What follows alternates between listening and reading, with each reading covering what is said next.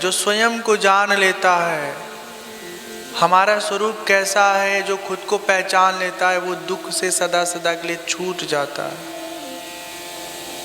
उसके जीवन में दुख उसको परेशान नहीं करते, विह्वल नहीं करते। देखिए, आध्यात्म किसको कहते हैं? जब आप स्वयं को जानना शुरू करते हैं, वहीं से आध्यात्म शुरू होता है। कपिल भगवान कहते हैं, जीव के बंधन का और मोक्ष का सिर्फ और सिर्फ एक कारण है, उसका मन। जब तक वो स्वयं को मानता है कि हम जीव हैं, जीव हैं, जीव हैं, हमारी एक दिन मृत्यु हो जाएगी, तब तक वो बंधन में बंधा हुआ है। जिस समय वो अपने आप को जान लेता है, गुरुजनों के वाणी पर यकीन करके मान लेता है कि हम जीव हैं ही नहीं, और निष्काम भाव से अपना कर्म करता है, फिर वो इसी जीवन में सदा सदा के लिए मुक्त हो जाता है।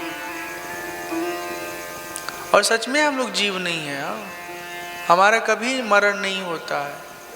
हम केवल अपने कर्म फल को भोगने के लिए एक योनि से दूसरे योनि में, एक देह से दूसरे योनि देह में भटक रहे हैं। जब मनुष्य शरीर में हमको जन्म देते हैं परमात्मा, तो इस जन्म में हम सबका एक ही मुख्य उद्देश्य होता है कि कर्म ऐसा करना है कि किसी कर्म से हमको कुछ चाह न रहे, निष्काम भाव से हम कर्म करें। जो हमारा प्रारब्ध है, पूर्वकृत कर्म फल, वो कट जाए और नया कर्म फल न संचित हो। कपिल भगवान कहते हैं, माँ मुझसे प्रेम करो, मेरी प्रसन्नता के लिए सारे काम करो।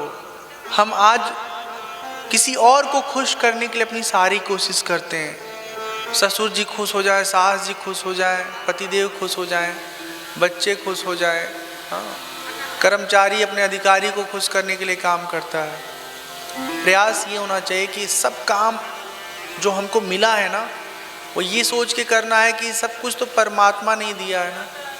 परमात्मा ने जो हमको भार दिया है, जिम्मेदारी दिया है, हम अच्छे से निभाएं ताकि परमात्मा खुश रहे।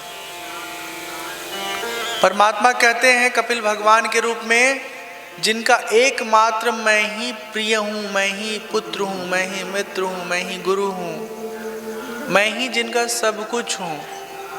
हाँ, ऐसे लोग हमको आसानी से प्राप्त कर लेते हैं। मतलब सारे रिश्ते नाते अलग अलग जगह हमारे जो फंसे हुए ना, सब जगह से अपने मन को खींच करके और पूरी तरह अपना समर्पण परमात्मा के चरणों में कर दें।